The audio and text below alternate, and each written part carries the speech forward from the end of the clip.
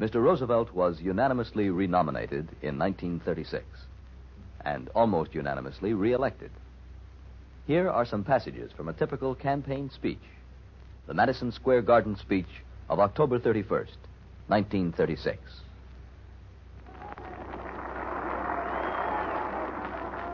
For 12 years, our nation was afflicted with hear nothing, see nothing, do nothing government.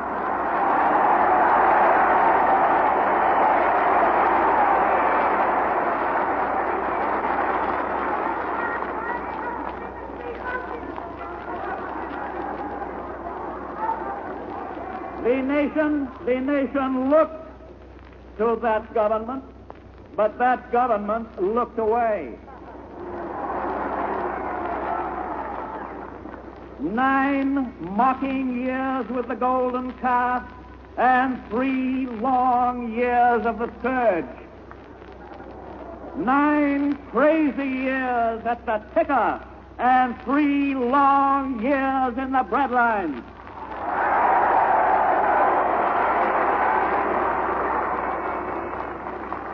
9 mad years of mirage and 3 long years of despair.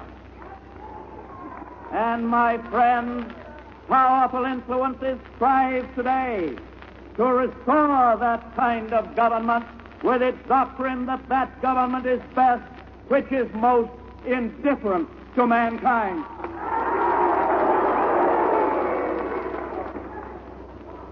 For nearly 4 years now, you have had an administration which, instead of twirling its thumbs, has rolled up its sleeves.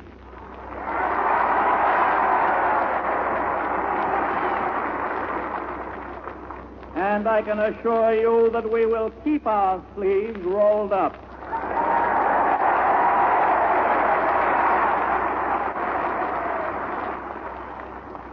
We had to struggle with the old enemies of peace, business and financial monopoly, speculation, reckless banking, class antagonism, sectionalism, war profiteering. They had begun to consider the government of the United States as a mere appendage to their own affairs. And we know now that government by organized money is just as dangerous as government by organized mob.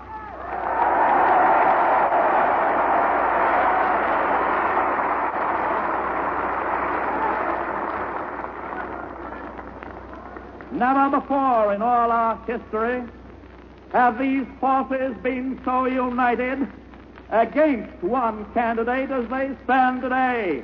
They are unanimous in their hate for me, and I welcome their hatred.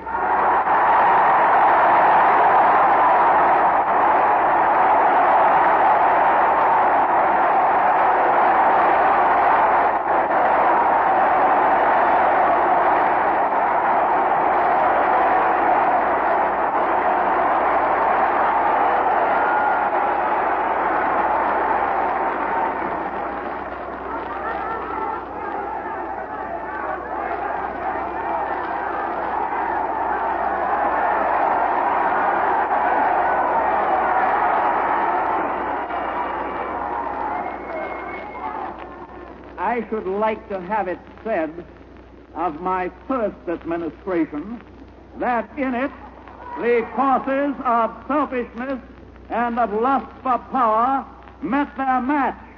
I should like to have it said, wait a minute, I should like to have it said of my second administration that in it these forces met their master.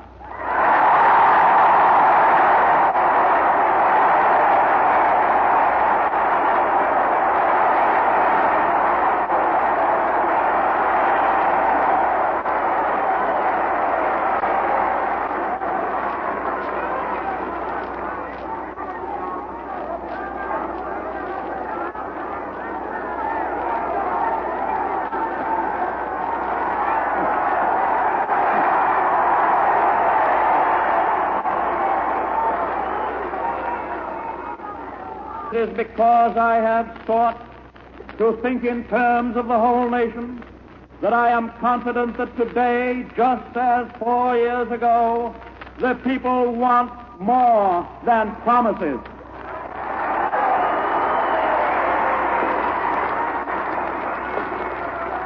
And our vision for the future contains more than promises.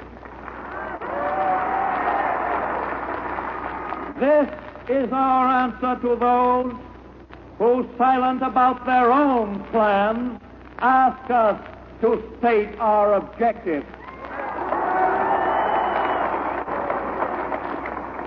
Of course, we will continue to seek to improve working conditions for the workers of America.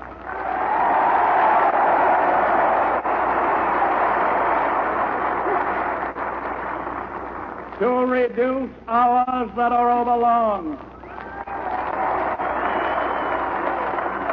To increase wages that spell starvation. To end the labor of children and to wipe out sweatshops.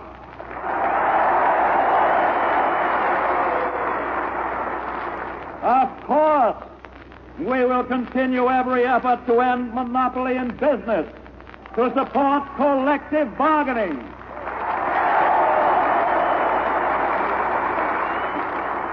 to stop unfair competition, and to abolish dishonorable trade practices. And for all these, we have only just begun to fight.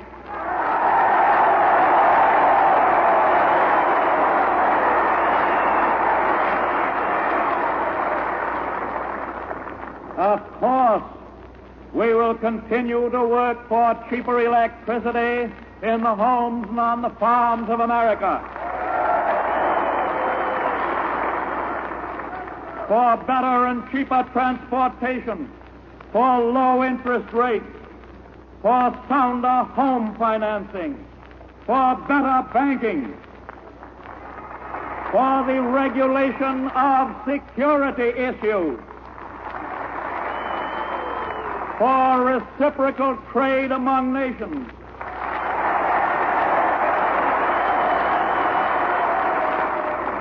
and for the wiping out of slums.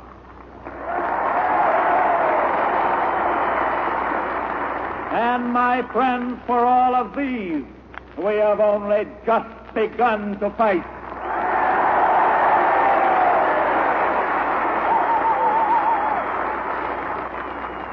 Of course, we will continue our efforts in behalf of the farmers of America. With their continued cooperation, we will do all in our power to end the piling up of huge surpluses which spell ruinous prices for their crops.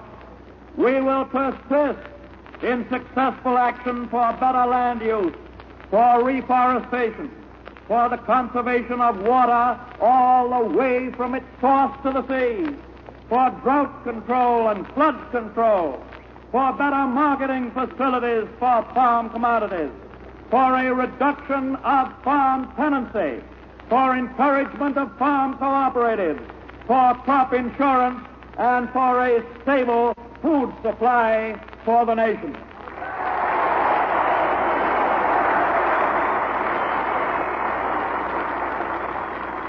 And for all these, too, we have only just begun to fight. Of course, we will provide useful work for the needy unemployed because we prefer useful work to the pauperism of the dull.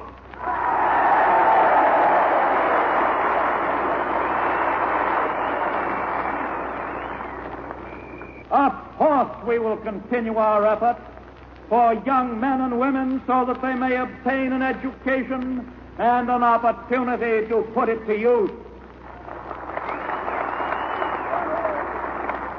Of course, we will continue our help for the crippled, for the blind, for the mothers, our insurance for the unemployed, our security for the aged. Of course, we will continue to protect the consumer against unnecessary price spreads, against the costs that are added by monopoly and speculation. We will continue our successful efforts to increase his purchasing power and keep it constant. And for these things too, and for a multitude of things like them, we have only just begun to fight.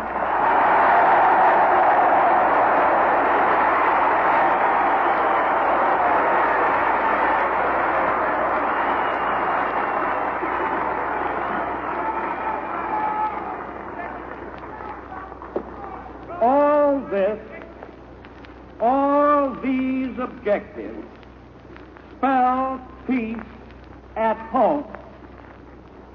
All our actions, all our ideals spell also peace with other nations.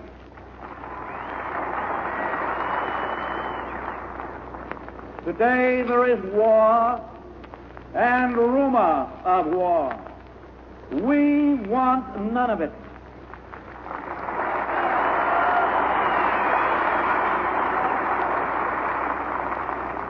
But while we guard our shores against threats of war, we will continue to remove the causes of unrest and antagonism at home, which might make our people more easy victims to those for whom foreign war is profitable.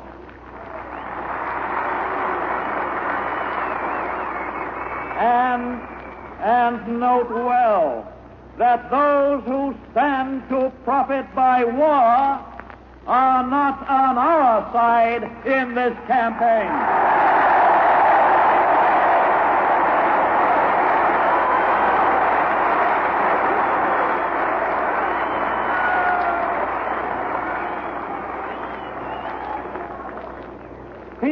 On earth, goodwill toward man, democracy must cling to that message.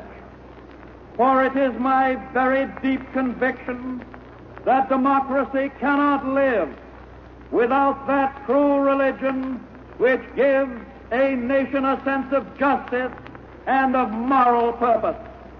Above our political forums, above our marketplaces, stand the altars of our faith, altars on which burn the fires of devotion that maintain all that is best in us and all that is best in our nation. We have need of that devotion today. It is that which makes it possible for government to persuade those who are mentally prepared to fight each other to go on instead, to work for and to sacrifice for each other. And that is why we need to say with the old prophet, "What doth the Lord require of thee, but to do justly, to love mercy, and to walk humbly with thy God?"